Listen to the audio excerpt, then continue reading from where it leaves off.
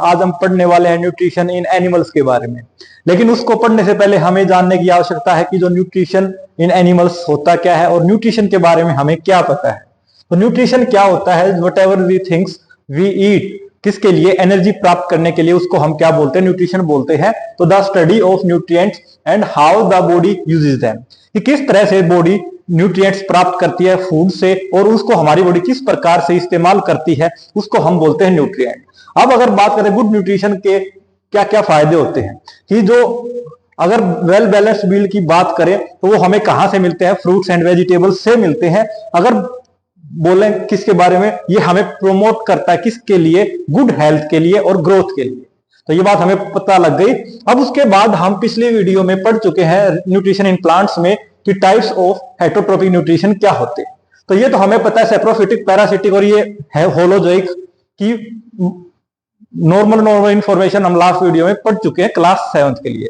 लेकिन अगर बात करते हैं आज हमें क्या पढ़ना है, तो हमें पढ़ना है आज होलोजोइक न्यूट्रिशन के बारे में, जो किस में अकर होता है? मेनली ह्यूमन बींग्स में अकर होता है, या जो मेनली एनिमल्स में अकर होता है। लेकिन आज हम पढ़ने वाले हैं इसको डिटेल में, किसको? होलोजोइक न्यूट्रिशन को। तो होलोजोइक न्यूट्रिशन के बारे में पढ़ते हैं। तो वो न्यूट्रिशन जिसमें क्या होता है, कोई भी लिविंग ऑर्गेनिज्म क्या करता है? इनटेक ऑफ फूड करता है और उसको डाइजेस्ट करके उसमें से एनर्जी को एब्जॉर्ब करने का काम करता है। वो किसके अंदर आता है? होलोजोइक न्यूट्रिशन में आता है। तो यही बात मेंशन की गई है, the nutrition in which food is taken into the body and broken into the simpler usable form is called holozoic nutrition. तो यहां से देखिए ये क्या है, ये यहाँ पर ह्यूमन डाइजेस्टिव सिस्टम को इंडिकेट किया जा रहा है, यहाँ पर डिफरेंट ऑर्गेनिजम्स के बारे में बताया जा रहा है। तो ये सभी किस में आते हैं? होलोजोइक न्यूट्रिशन में आते हैं। तो इसी को आगे फर्दर स्टडी करते हैं कि होलोजोइक न्यूट्रिशन में क्या क्या होता है। तो देखिए होलोजोइक न्यूट्रिशन में जो मेनली जो स्टेप्स इन्वॉल्व होते हैं वो क्या होते हैं? मेनली ये 5 स्टेप्स इन्वॉल्व होते हैं, जिसकी अगर बात करें इंजेशन, डाइजेशन, एब्जॉर्प्शन, एसिमिलेशन और इजेशन। तो यहां से अगर हम इस डायग्राम को देखते हैं तो डायग्राम में क्या है? जो घोड़ा है ये क्या खाने लग रहा है? घास खाने लग रहा है। तो घास क्या है? माउथ के थ्रू इसके अंदर एंटर कर रही है। तो जब हम किसी भी चीज को ईट करते हैं वो हमारी बॉडी के अंदर एंटर करती है, उस प्रोसेस को हम बोलते हैं इंजेशन। फिर उसके बाद जब इसने घास को खा लिया तो इसके स्टमक में क्या होगा? डाइजेशन का प्रोसेस टेक्स प्लेस होगा। फिर उसके बाद क्या होगा? जब जो भी इसने घास वगैरह खाई है और उसको इसने डाइजेस्ट करने का काम किया है, उसके बाद इसमें से क्या किया जाएगा? न्यूट्रिएंट्स को एब्जॉर्ब किया जाएगा और फिर वो न्यूट्रिएंट्स में से जो एनर्जी होगी वो through out the body spread करने का काम किया जाएगा। फिर उसके बाद क्या होगा? जो भी वेस्ट प्रोडक्ट होगा जिसकी बॉडी को आवश्यकता नहीं होती वो क्या किया जाएगा? बाहर एज ए काउ डंग निकल जाएगा। ये बात हमें समझ में आ गई। तो अब देखिए इन सारी चीजों को डिटेल में पढ़ने का काम करते हैं। सबसे पहले हमारे पास आता है इंजेशन। तो इंजेशन का अगर हम मेनली मतलब समझे तो इंजेशन क्या होता है? इनटेक ऑफ फूड होता है। जैसे कि हमने क्या किया? इनटेक ऑफ फूड किया, खाना खाया, ठीक है, वो किस में आता है? इंजेशन में आता है। तो क्या है? The process by which organisms takes food inside the body. तो ये क्या होता है? इंजेशन। अगर बात करें डाइजेशन की, तो डाइजेशन का क्या प्रोसेस होता है? जो भी हमने किसी भी फॉर्म में कॉम्प्लेक्स फूड को खाया है उसको सिंपलर वन में ब्रेक डाउन करना ही क्या होता है? डाइजेशन होता है। तो देखिए the process of breaking down of the complex component food into the simple soluble form, कि वो हमारी बॉडी के द्वारा एब्जॉर्ब किया जा सके, उसको हम बोलते हैं डाइजेशन। उसके बाद क्या होता है? एब्जॉर्प्शन। जो भी डाइजेशन के प्रोसेस में बॉडी ने क्या किया है? ब्रेक डाउन कर दिया कॉम्प्लेक्स कंपोनेंट्स ऑफ फूड का, उसके बाद हमारी बॉडी सक्षम है किस चीज के लिए? उस पर्टिकुलर डाइजेस्टेड फूड में से एनर्जी को एब्जॉर्ब करने के लिए। तो उस एब्जॉर्प्शन को हम क्या बोलते हैं? Absorption of food. तो the process of making nutrients in the soluble form into the blood so as to transport it to the whole body parts। तो यही बात है, जो डाइजेस्टेड फूड में से एनर्जी को एब्जॉर्ब करके ताकि वो डिफरेंट बॉडी पार्ट तक भेजा जा सके, उसको हम बोलते हैं एब्जॉर्प्शन। अगर बात कर ले एसिमिलेशन की, कि जो एनर्जी की प्रोडक्शन होती है हमारी बॉडी में, कहां से? डाइजेस्टेड फूड से, जो जिसमें से न्यूट्रिएंट्स को एब्जॉर्ब किया गया है वो किसके अंदर आता है? वो आता है एसिमिलेशन के अंदर। ये बात समझ में आ गई। उसके बाद अगर बात करें इजेशन की, तो इजेशन क्या होता है? इजेशन होता है द प्रोसेस होता है किस चीज का? Removal of the waste product. जो भी डाइजेस्टेड फूड में से के अलावा जो भी अनवांटेड और जो भी अनयूजेबल पार्ट बच गया था फूड का, उसको जब बॉडी से रिमूव किया जाता है तो उसको हम बोलते हैं इजेशन। तो ये बात हमें यहां तक क्लियर हो गई कि किस तरह से nutrition in animals takes place करता है। तो मेनली क्या है? ये 5 स्टेप्स इन्वॉल्व होते हैं उसमें। तो अब इसके बाद हमें पढ़ना है न्यूट्रिशन इन अमीबा के बारे में। तो उससे पहले अगर हम बात करें, हमें अमीबा के बारे में जानने की भी आवश्यकता होती है। तो अमीबा क्या होता है? अमीबा एक क्या होता है? यूनिसेलुलर ऑर्गेनिज्म होता है। इसके अंदर सिर्फ एक ही सेल प्रेजेंट होता है।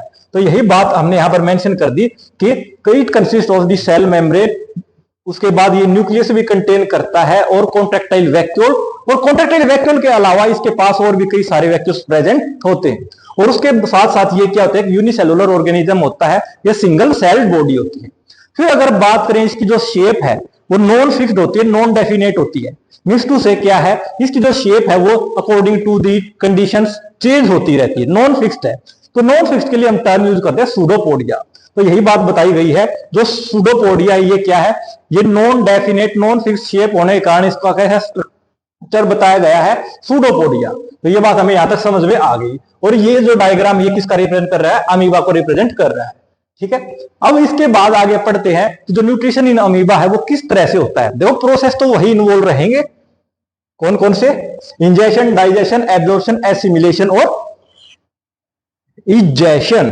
उसके बाद अगर हम बात कर लेते हैं अमीबा के अंदर किस तरह से होता है, तो सबसे पहले एक बात देखिए स्टार्टिंग में क्या है, यहां पर मान लिया कोई भी एक फूड पार्टिकल प्रेजेंट है, और ये जो अमीबा है, अमीबा की जो सूडोपोडिया में जो आउटरमोस्ट जो मेम्ब्रेन होती है उसमें क्या होता है?